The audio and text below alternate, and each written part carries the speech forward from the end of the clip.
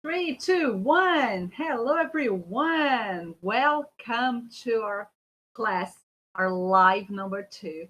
Sejam todos muito bem-vindos à nossa live de aquecimento número 2 para a oficina do inglês. A oficina do inglês vai acontecer entre os dias 4 e 8 de abril, para todo mundo que precisa usar inglês para o trabalho. Você precisa trabalhar e você não consegue usar inglês, você ainda não tem segurança para falar, você trava na hora que você precisa falar, escrever, participar de uma reunião, participar de uma entrevista, montar uma apresentação, quais são as palavras corretas para você usar na sua apresentação. Eu sei que tem muita gente que tem essa dificuldade, então eu sou a teacher Fabi Montanari e eu vou te ajudar com isso. Então a gente está fazendo todas essas lives de aquecimento aqui nas nossas redes sociais para que você comece a se aquecer, que você chegue na oficina muito bem preparado.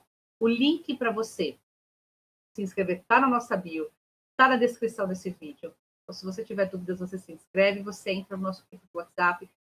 Quem está inscrito vai receber material de apoio para essas aulas que a gente está fazendo, tá bom? Então, fica com a gente. Hoje a gente vai falar sobre talking about the past. A gente vai falar sobre como falar sobre o passado em inglês.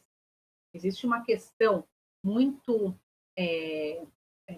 às vezes difícil para o aluno conseguir visualizar e colocar o tempo verbal ali, seja na hora de escrever um e-mail, seja na hora que tem que fazer uma reunião. Então, nessas horas, eu sei que o aluno costuma travar. Então, quando a gente tem clareza, pelo menos, da estrutura, para quem já viu isso, vai ser como revisão, é sempre bom revisar. Eu acho que revisar faz parte do processo de aprendizagem. Na verdade, não sou eu que digo isso, tá? Revisar faz parte, os neurocientistas dizem isso, tá? Existem diversos estudos que levam a esse fato, tá? Como que a gente aprende? A gente não aprende só porque a gente quer, a gente não aprende algo porque a gente viu, a gente não aprende algo porque o professor falou. Tudo isso faz parte, são etapas no processo de aprendizagem. O que eu sempre digo para o aluno, você precisa entender em que etapa que você está. Muitas vezes o aluno fala, teacher, eu não entendo inglês é difícil, eu já estudei, eu não consigo falar ainda. Na hora que eu preciso falar, as palavras não vêm à cabeça, existem várias coisas. Muito provavelmente você ainda não praticou pelo tempo necessário. Então, isso que é muito importante. Pratique pelo tempo necessário, as coisas corretas, tá? De nada adianta você praticar qualquer coisa, sem ser a necessidade. Eu acho que o grande bônus da internet é a gente ter acesso a todo tipo de informação. O grande ônus da internet é a gente ter acesso a todo tipo de informação. Porque se você não. A informação por si só não vai fazer você falar inglês. Você vai ficar aí patinando. Se você receber muita informação, se você estiver buscando muita informação que não tem a ver com o seu nível, com a etapa que você está, isso vai mais te prejudicar do que te ajudar. Então, isso que eu quero mostrar para você. Então, você precisa, primeiro, ter clareza do ponto onde você está, como identificar isso. A gente vai falar sobre tudo isso dentro da oficina do inglês. Então, vai lá no link da bio, se inscreve, tá? Ou no link que vai estar nesse vídeo aqui, para quem está acompanhando a gente pelo YouTube. Você se inscreve, né, na oficina do inglês. Eu vou mostrar todos os pilares que sustentam a fluência para você poder se tornar fluente em inglês. Só que antes de você se tornar fluente, você vai passar por um momento que faz parte do processo. Por isso que muitas vezes, quando o aluno ele já fala inglês e vai estudar um outro idioma, tá? Então ele já tem português como língua materna, aprendeu inglês como segunda língua e vai estudar outros idiomas, se torna mais fácil. Uma coisa que eu sempre ouço, assim, nossa, Fabi, você tem você tem facilidade para aprender inglês, né? Você tem facilidade para aprender os outros idiomas, porque depois que eu aprendi o inglês, eu fui facilmente para o espanhol e para o francês. Não falo fluente, o espanhol eu falo um pouco melhor do que o francês. Francês, eu sou um nível A1, mais ou menos. Talvez eu seja um nível A1. Não me impede de já ter feito algumas viagens e ter conseguido até perder um trem, remarcar um trem em francês, quando o atendente da estação não falava inglês, não falava português, e tudo que me restava era todo o francês que eu tinha. Então, por que parece mais fácil? Às vezes as pessoas me veem, né, Fabi, você vai salvar a gente. Eu estava com um grupo de amigos nessa ocasião, a gente perdeu o trem em francês, e por que todo mundo olhou para mim? Eu falei, gente, eu falo tanto quanto vocês, ou seja, nada.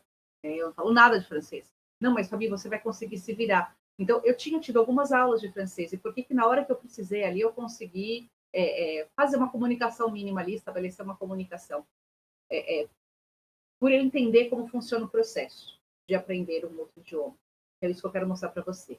Não se desespere, tá? Tem dias que as aulas vão parecer mais fáceis, tem dias que as aulas vão parecer mais complicadas.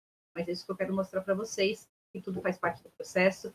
Se você tiver clareza de onde você está, qual é a sua etapa, vai ficar mais fácil para você saber que você está caminhando por uma trilha já conhecida, tá? Eu já dou aula há 26 anos aí, já tenho essa experiência. Eu sei que trava para fazer um e-mail, você vai travar muitas vezes para fazer uma reunião. Tem alunos que ligam desesperado, teacher, me ajuda, porque eu tenho uma reunião e quero revisar uma apresentação com você. Faz parte também, é meu trabalho. Então, contem comigo para isso, se precisarem, tá bom? Essa semana inteira a gente vai fazer 5 lives de aquecimento, né? 5 classes, para começar a aquecer, para que vocês cheguem na semana bem aquecida. E na próxima semana também, de segunda a sexta, a gente vai fazer mais 5 lives de aquecimento. A gente vai falar sobre inglês para entrevistas, algumas coisas-chave num processo de entrevista em inglês. Então, eu vou fazer essas sessões com vocês todos os dias às 19 horas, tá bom? Então, fica comigo. Semana passada não, ontem nós falamos sobre a questão de talking about the present, falar sobre o presente em inglês. Qual é a forma básica? Porque às vezes o aluno fica, teacher, onde que eu coloco o do, onde que eu coloco o does, onde que eu coloco o S, aí põe o does e põe o S junto, e vira aquele, às vezes vira um salseiro ali, né? Não é intencional. Esse é o primeiro passo, a gente entender que a gente está aprendendo um idioma estrangeiro e não adianta você querer fazer toda a correlação exata, racional e lógica com relação ao português. Não adianta, isso só vai atrasar teu processo de aprender inglês. Você vai precisar entender que a gente está falando de uma outra língua. Como outra língua, como tal, a gente vai ter outras estruturas. Tá? As línguas são diferentes. As línguas têm estruturas diferentes, estruturas gramaticais diferentes. E a gente não questiona por que, de repente, um aluno adulto tem mais dificuldade de aprender inglês do que uma criança. A criança não está questionando, ela não tem consciência ainda da estrutura gramatical, ela só quer falar. Ela usa para se comunicar. E essa é a função básica da língua, é servir como uma ferramenta de comunicação. Então, também não faz muito sentido quando o aluno fala, Peter, eu só quero conversação, porque, sei lá, você só vai conversar sempre, eternamente. Às vezes, eu entendo que, pelo que eu vejo, né, essa análise no campo de batalha, eu vejo que o medo do aluno de estudar, querer só conversação, por exemplo, o aluno, quando chega para mim e fala, Peter, eu quero só conversação, esse receio do aluno, ele é justamente pelo fato de que, sei lá, ele já traumatizou de alguma aula escrita, então ele quer só conversação, porque ele vai tirar esse peso mais rápido, e não necessariamente isso procede, não necessariamente isso vai ajudar o aluno, pelo contrário. Então, tudo isso a gente fala dentro da oficina, eu quero que vocês estejam lá presentes para vocês poderem entender do que eu estou falando, tá? Então, aqui, vamos começar com relação ao past simple. A gente vai falar do passado. Então, da mesma maneira que o present simple ele tem os auxiliares característicos, isso é uma característica da língua inglesa em relação ao português. Não existe o auxiliar como o do, das, por exemplo, tanto que não tem uma tradução. O aluno, quando busca uma tradução do auxiliar, ele não vai encontrar. Em inglês, no passado também acontece da mesma maneira. Ele não tem uma tradução, né? E o auxiliar do passado fica um pouco mais simples, né? Enquanto que em português a gente tem 2 auxiliares do passado, em português, no presente. No passado a gente tem um auxiliar. A gente tem só o did, tá? Então, e a característica é o ed no final dos verbos, tá? Não vou falar agora da pronúncia do ed. A gente tem isso no nosso curso de pronúncia. Eu falo lá e explico exatamente como você vai pronunciar o ed no passado, as 3 formas de pronunciar o ed no passado, com atividades práticas. Mas aqui o objetivo é só mostrar a estrutura. Então, eu vou compartilhar aqui a minha tela para que aqui a gente está na classe 2. Vou colocar isso em destaque aqui para que vocês consigam ver. Então, live class number 2, verb tense contrast, talking about the past. Vamos lá. A forma do verbo no passado. A principal característica é um ed no passado. Não sei se você consegue ver aí, aqui no final. I, you, he, she, it, we, they, stopped. Tá? Stopped. Aí a gente tem no negativo, passado afirmativo é só o ed. O passado negativo, a gente vem com a presença do auxiliar did e o not, que é a forma do não para frases, né? No e not significam não, só que dentro de frases, também a gente vem com not. Então, they didn't stop. Quando eu uso auxiliar, o verbo volta para a forma base, para o base form, tá? Perguntas no passado, o auxiliar vai lá para frente, né? Ele começa a frase, então você começa a frase com o did. Did they stop? Did they stop? Eles pararam? Como que a gente faz isso? Tem duas coisas que são muito importantes. Um deles, em português, tá? A gente não tem a presença do auxiliar, que acontece no inglês, mas como que a gente faz a pergunta, como que a gente diferencia uma pergunta de uma frase afirmativa em português? Você fala assim, eles pararam. Bom, eles pararam? Pergunta. Em inglês é a mesma coisa, essa entonação precisa ser seguida, tá? Então, they stopped. Afirmativo. Did they stop?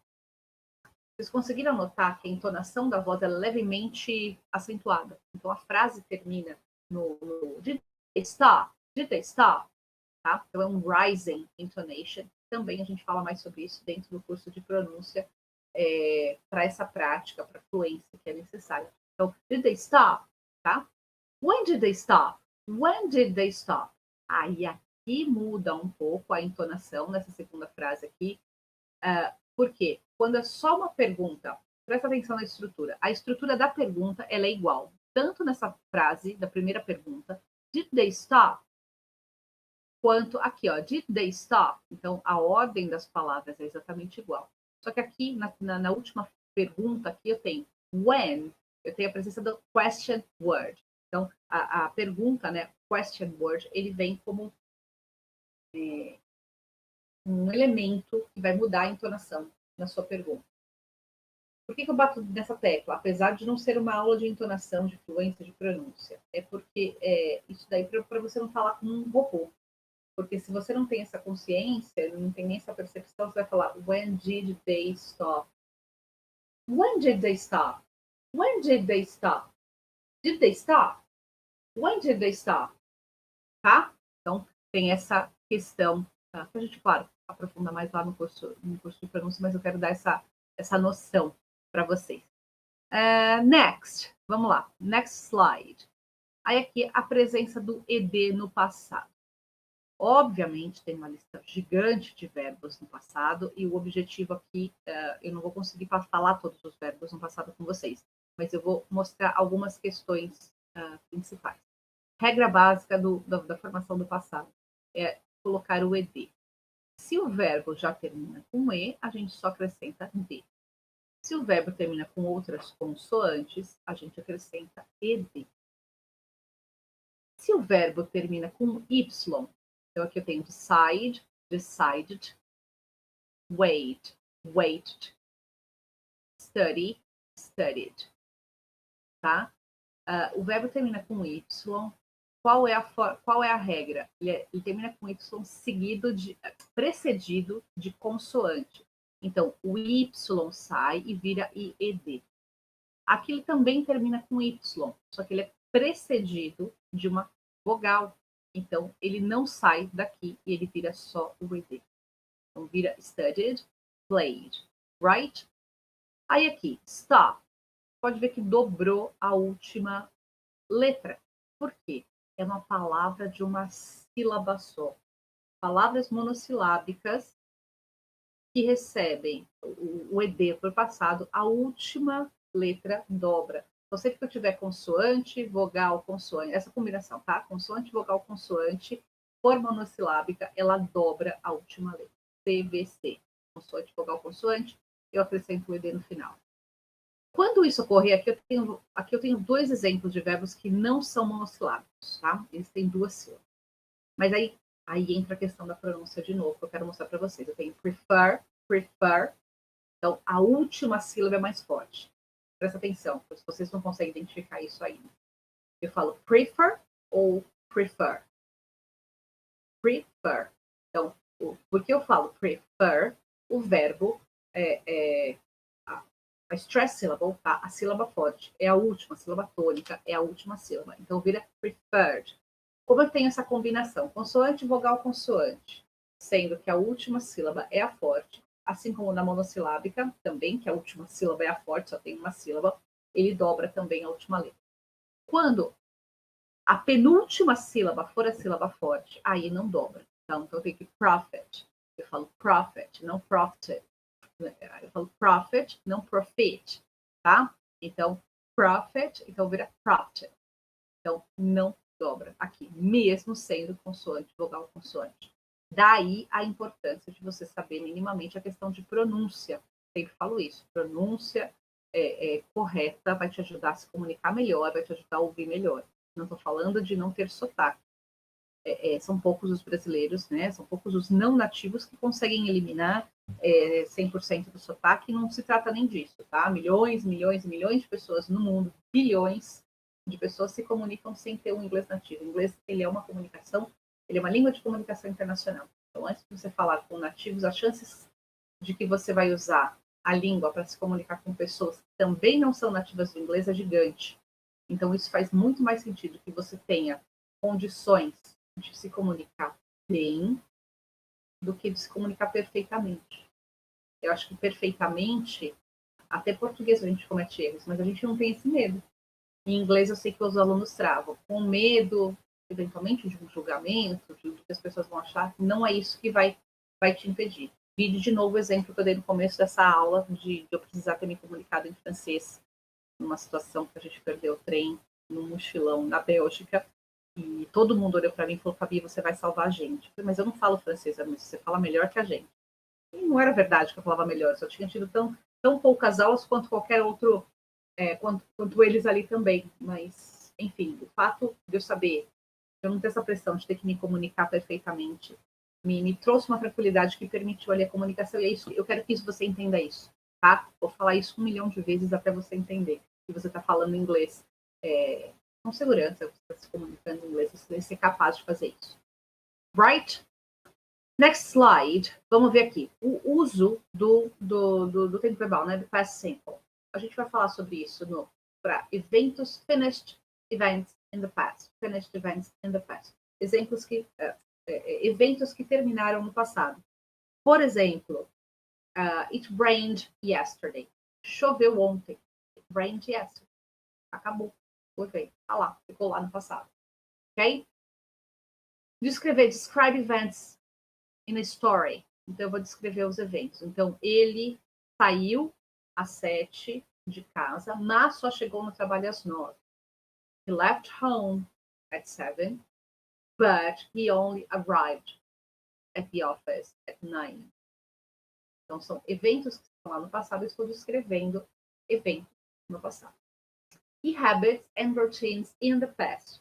Por exemplo, cadê o meu exemplo aqui? Leonardo painted in his studio every day. Então, ele pintava. Era um hábito no passado. Eu vou chegar nesse ponto até o fim dessa aula. Presta atenção nisso. Eu vou te mostrar uma informação agora. Você salva aí numa caixinha, porque depois a gente vai entrar nessa questão de falar de hábitos no passado no fim da aula. É o último ponto que eu preparei para a aula de hoje. Leonardo painted in his studio every day. Leonardo pintava no estúdio dele todos os dias. Então, era um hábito que ele tinha no passado. Mas, enfim, era um fato que aconteceu no passado, terminado, não tem conexão com o presente, ficou lá, guardou nessa caixinha ali do passado. Ok? That's it. Now, let's go for the present continuous. Tudo que é continuous significa que é uma atividade contínua, está acontecendo, ou pelo menos por um período de tempo, ela está acontecendo. Então, a primeira coisa, I, he, she, was reading. Né? Eu estava lendo. I was reading. Então, aconteceu. É uma ação que aconteceu por um período de tempo lá no passado. It was raining. Estava chovendo. It was raining. Lembrem-se que uma diferença marcante entre o português e o inglês é que para relatos climáticos, né? Estava chovendo, né? Situações climáticas, a gente não tem o pronome pessoal. Então, eu estava lendo, você estava lendo, ele estava lendo. Estava chovendo, não tem o sujeito em português, né? É a estrutura da nossa língua. Em inglês, essa situação não ocorre. Toda vez que acontecer uma situação como essa, em inglês eu preciso colocar it. It was raining, right? Então, para tempos a gente vai usar o which, eles têm esse pronome que serve para isso. Ok? Então, they were watching a movie. Eles estavam assistindo um filme. E aí, para forma, né, a forma negativa, então a gente vem de novo com not, e na contracted form fica wasn't reading. Então, I wasn't reading. It wasn't raining. They weren't watching a movie. Mais um parênteses aqui. Essa palavra aqui, normalmente, os alunos falam weren't. Por quê? Por interferência da nossa língua, a gente tende a ler every single letter. A gente vai ler cada palavra, cada letrinha que está na palavra. Em inglês isso não acontece. Em inglês eu falo weren't, weren't, weren't. Ok? Weren't. They weren't watching a movie.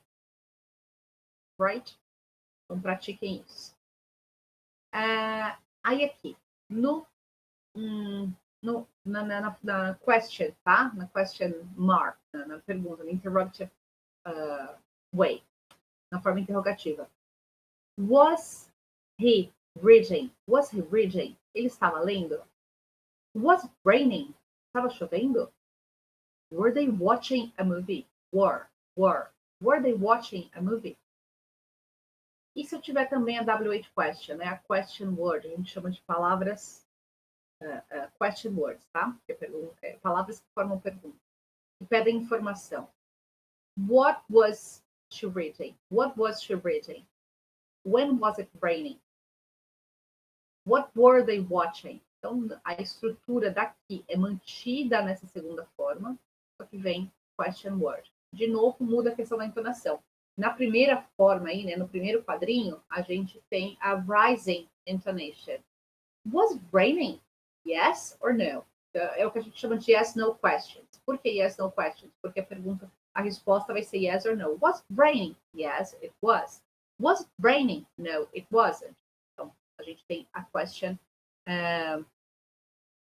yes, no questions. Quando a gente tem uma question word, eu estou pedindo uma informação. Então, não vai ficar when was it raining? Quando estava chovendo? A pergunta não vai ser yes, it was, or no, it wasn't. Porque não faz sentido. When was it raining? Yesterday. Quando estava chovendo? Eu pedi uma informação. Quando? Yesterday. Last morning. Ontem de manhã. Last morning. What were they watching? O que eles estavam assistindo? They were watching a movie. They were watching a show, a concert, whatever. Ok? Aí, quando que a gente usa o past continuous? Quando a gente tem uma continuing and finished action. Uma ação contínua não concluída, tá? Unfinished. Então, aqui, imagina uma linha do tempo. Eu até desenhei essa linha do tempo aqui. Do past, do present. Então, aqui, estava acontecendo uma determinada situação. Então, continuing past action. Estava acontecendo determinada coisa quando um evento, caiu um raio aqui, ó. Caiu um raio e entramos na completed past event. Então, esse evento interrompeu aquela continuing action. Por exemplo, while we were doing our math test, the fire alarm went off. Enquanto estávamos fazendo nossa prova de matemática, o alarme soou, o alarme tocou. Então, estava vindo uma ação no passado quando um determinado evento interrompeu a relação contínua. É uma das melhores explicações que tem, de uma maneira mais geral. Right? Agora, last but not least, por último, mas não menos importante, a gente vai ter a questão do habit in the past. Habit in the past. Lembra daquilo lá que eu falei? Lá do começo, que a gente falou do Leonardo painted in his studio every day. Ele pintava no estúdio dele todos os dias. Eu posso falar, I walked to school every day when I was a kid. Eu caminhava, eu caminhava para a escola todos os dias quando eu era criança. Eu posso falar I walked. Mas, se eu quiser mudar a estrutura em português, eu posso falar eu caminhava ou eu ia caminhando. O ia caminhando que nós usamos em português, em inglês, se eu fizer a tradução ao pé da letra, por isso que eu sempre bato na tecla de não fazer tradução ao pé da letra. Por quê? O que faz sentido em português é eu falar eu ia caminhando para a escola quando eu era criança. Em inglês, I was walking to school. Se você vai traduzir ao pé da letra, I was walking to school. Mas isso é uma continuing action in the past. Não é um habit in the past. Eu ia caminhando significa que era um hábito no passado. Então, daí não faz sentido o past continuous que a gente acabou de ver. Vou voltar o slide aqui para que você consiga ver isso aqui. Lembra? Então, se eu colocar I was walking to school when I was a kid, não faz o menor sentido, porque não é uma continuing action. Como que eu vou me referir a uma situação como essa, por exemplo, um hábito do passado? Posso usar tanto o simple past, I walked to school every day, eu caminhava todo dia para a escola, ou eu vou usar o used to do. I used to walk to school every day. Tá? I used to walk to school every day. Rainforest used to cover a third of the earth, but now they're getting smaller. Então, a rainforest used to cover a floresta tropical, as florestas tropicais costumavam cobrir um terço da Terra, mas agora elas estão diminuindo. People didn't used to worry about the problem. As pessoas não costumavam se preocupar, não se preocupavam. Teacher, eu poderia usar aqui people didn't worry about the past? Poderia tirar o used to, tanto no primeiro exemplo quanto no segundo? Poderia. Poderia falar rainforests covered a third of the earth. As rainforests cobriam um terço da Terra. Poderia usar, they covered. Mas existe essa segunda maneira que é importante que vocês saibam. Hábitos no passado, geralmente o inglês, o nativo do inglês, usa o used to do.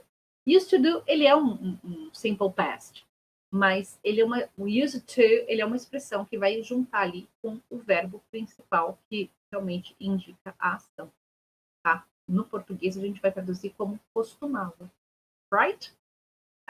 Did you used to play games at school? Você costumava jogar algum jogo na escola? Did you used to play games at school? Poderia perguntar, did you play games at school? Você jogava na escola? Em português vai dar pouca diferença, mas é importante que vocês entendam isso. Quando a gente fala de aprender um outro idioma, não somente é aprender ao pé da letra, mas principalmente é o que eu sempre falo, é você entender a aplicação prática daquilo.